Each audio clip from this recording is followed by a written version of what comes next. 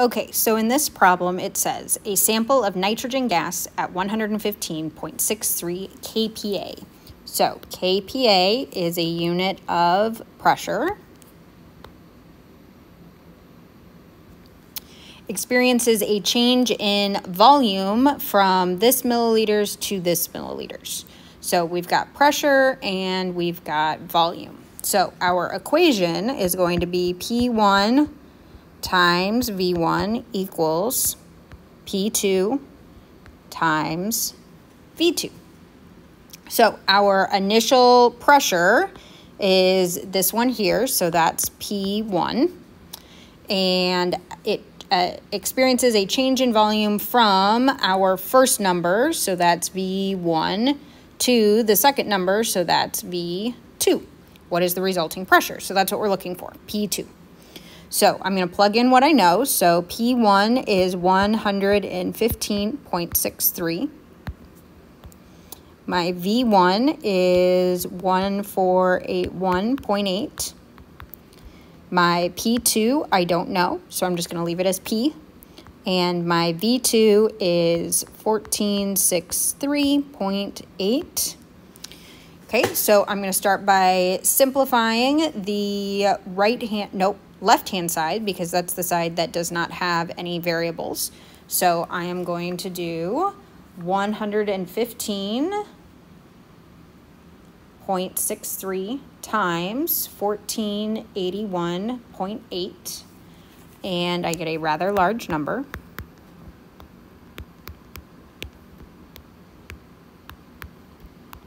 And then I can't do anything to the right side, so I'm just going to leave that as it is. And then to get P on its own, I'm going to divide both sides by 1463.8,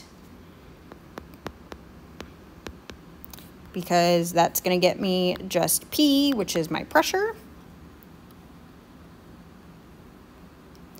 And I get 117.05. My units are kilopascals, so kPa.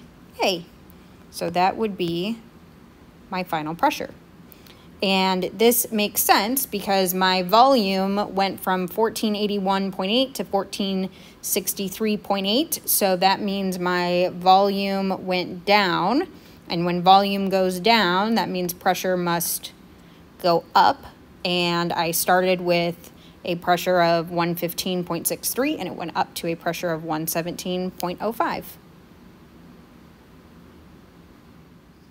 So in this problem, we have a sample of chlorine gas in a rigid container, has its temperature changed from this amount to this amount. So we're working with temperature. If its new pressure is 45 psi, what was the initial pressure in pounds per square inch? So we're working with pressure and temperature. So our equation is pressure divided by temperature equals pressure divided by temperature. So my temperatures, I first need to convert to Kelvin. So we know that Kelvin is just our degrees Celsius plus 273. So that means my negative 176.06 is really, so I'm going to add 273, so that's really 96.94 Kelvin. And my 423.23, add 273, it is 696.23 Kelvin. So it's asking for initial pressure, so that's P1, so I'm just going to leave that as P. My initial temperature is my 96.94. My final pressure is 45.0548. And my final temperature is 696.23.